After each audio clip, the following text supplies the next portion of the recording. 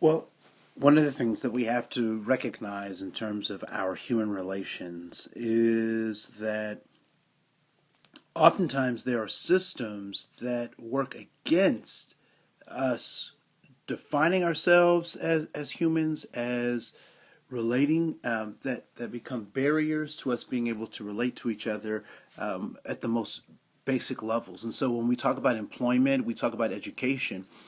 If if folks aren't being recognized for their innate humanity, then it oftentimes becomes very difficult to have them to accomplish goals, to want to work with others, and to treat other people with the humanity that they're actually trying to attain themselves. And so there's this concept that I'd like to share with you, which deals with the process of dehumanizing folks, or at least creating the optical illusion, or the obstacle illusion of difference, in that we're not either attaining or giving people their humanity. And so this process has a few pieces, and I'd like to talk about them right now.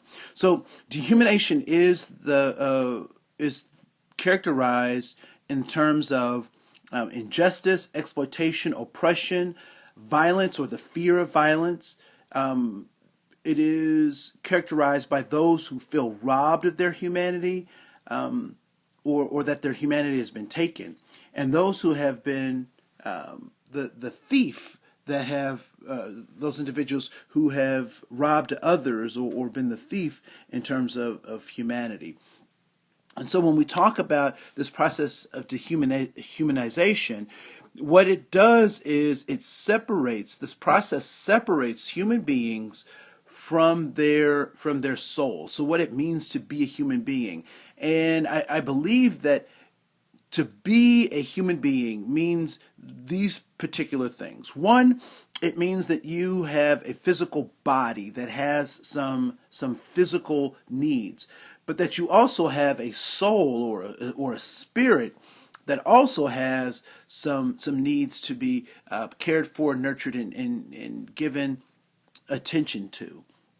And so what the dehumanization process does is it drives a wedge between the body and the soul, so that the body becomes a thing, a product,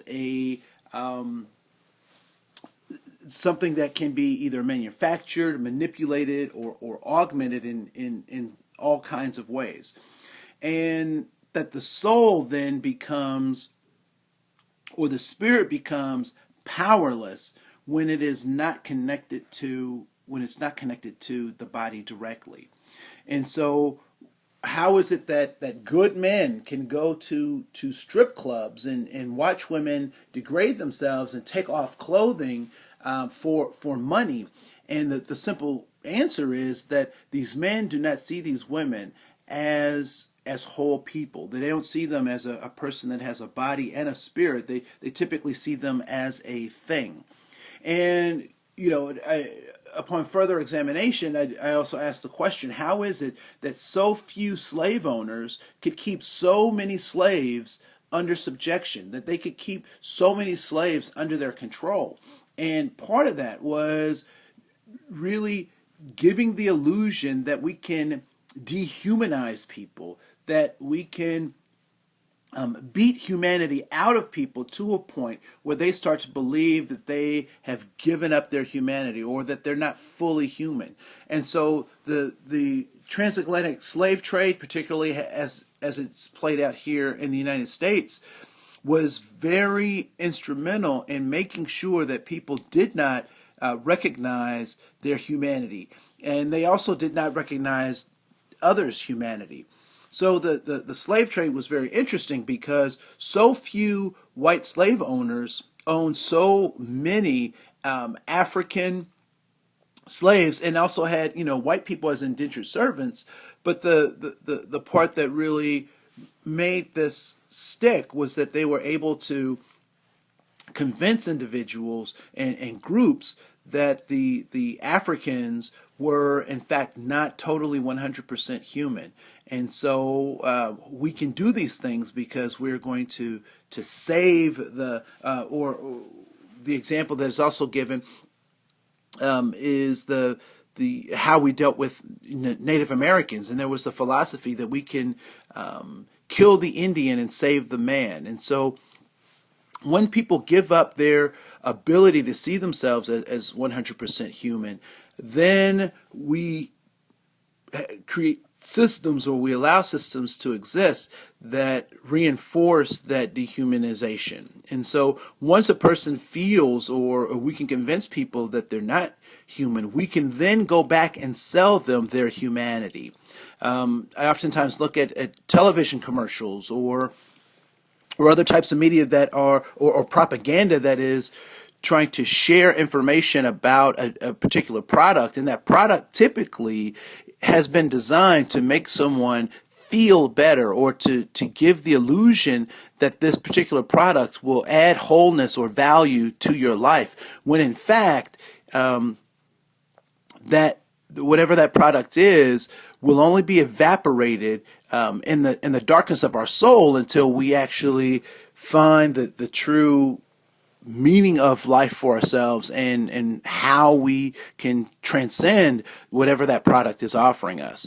And so, what I tell young people is that, there's not enough weed in the world that you can smoke, or enough alcohol that you can drink, or in many cases, there's not enough money in the world that will fill the darkness in that soul. Until you are able to bring into alignment your spirit and your body, and reconnect those in ways that really accentuate and complete who you are. And so that dehumanization, dehumanization process is very simply to break down and create this void between the body and the spirit, to actually crack the human soul, so that people have the illusion that they can't be whole unless they've purchased this product, or have relationship with this person, or engage in these specific behaviors. And so I